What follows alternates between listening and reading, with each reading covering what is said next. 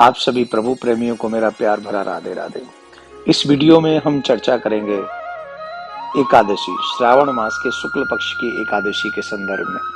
ये बहुत श्रेष्ठ एकादशी है और इस एकादशी के व्रत से बहुत बड़ा पुण्य, बहुत बड़ा लाभ मिलता है। भगवान श्री कृष्ण से जब धर्मराज ने पूछा कि श्रावण मास की शुक्ल पक्ष की एकादशी को क्या कहते हैं, उसका नाम क्या है और उस एकादशी को करने का फल क्या है, तो भगवान श्री कृष्ण कहते हैं ये पवित्रता एकादशी है और इस एकादशी का बहुत बड़ा फल है। मैं पूर्व एक राजा की कथा सुनाता हूं तुम्हें, जिससे तुम्हें इस कथा का लाभ प्राप्त समझ, एकादशी व्रत का लाभ समझ में आएगा कि ये कितना महत्वपूर्ण है।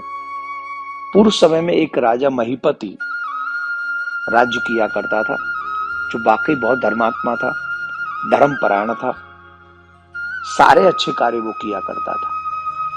एक बार वो दुखी हुआ तो प्रजा के कुछ विशेष मंत्रियों ने पूछा, उनके सभासदों ने, कि आप इतने दुखी क्यों हैं, आप इतने परेशान क्यों हैं, आपको क्या हो गया, उदास क्यों हैं। तो उन्होंने कहा कि मेरे को जितना याद है, मैंने अपने जीवन में कभी किसी का बुरा नहीं किया, प्रजा से अकारण मैंने टैक्स नहीं भरवाया और मैंने प्रजा का पालन पुत्रवत किया है।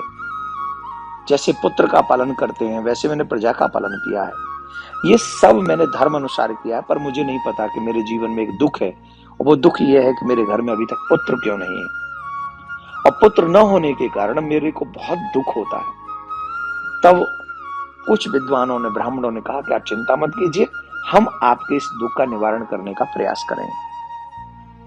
तो उस समय कुछ संत विद्वान ब्राह्मण वन में गए किसी ऐसे श्रेष्ठ संत को ढूंढने के लिए जो उस कष्ट का निवारण कर सके। तो सब लोग ढूंढते ढूंढते लोमस ऋषि के आश्रम में पहुंचे और लोमस ऋषि से कहा कि प्रभु ऐसे ऐसे हमारे राजा को दुख है। तो लोमस ऋषि ने ध्यान लगाया, नेत्र बंद किए, बड़े सारे शास्त्रों में बड़े पारंगत हैं वो। तो उन्होंने बताया कि राजा जो है ना, पूर्व जन्म में बहुत दरिद्री व्यक्ति था और इसने पूर्व जन्म में बहुत पाप किए, दूसरों को दुख देने का ही काम ये किया करता था।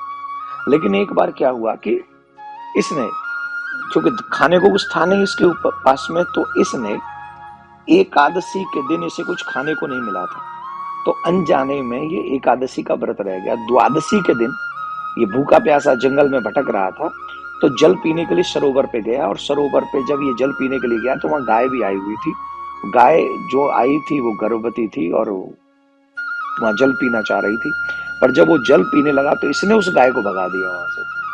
तो उसका एक और बछड़ा था जो उसे बिछड़ गया था। इससे एक पाप हो गया कि इसने गाय को बछड़े से दूर कर दिया था, जिसके कारण पहला ये अनजाने में एकादशी का व्रत रहा, तो उसके कारण तो ये राजा बन गया। अनजाने में एकादशी व्रत किया तो वो राजा बन गया, लेकिन जानबूझकर इसने उस गाय को बछड़े से दूर कर दिया, इसलिए इसके जीवन में पुत्र नहीं।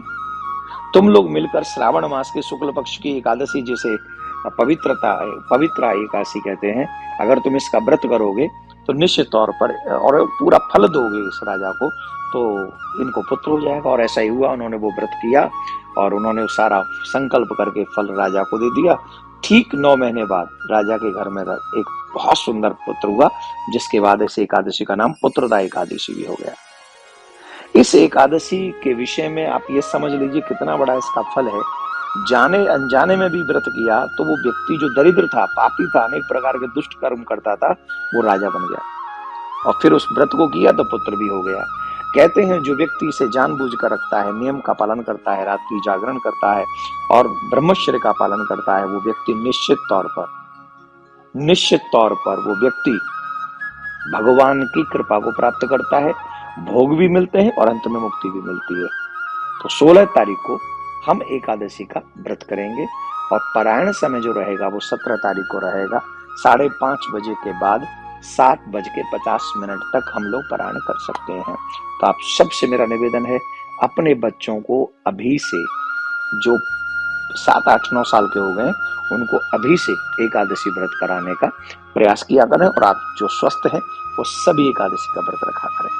प्रिया कांजू आपकी मनोकामना पूर्ण करें, आपसे ये प्रार्थना करता हूँ। राधे राधे।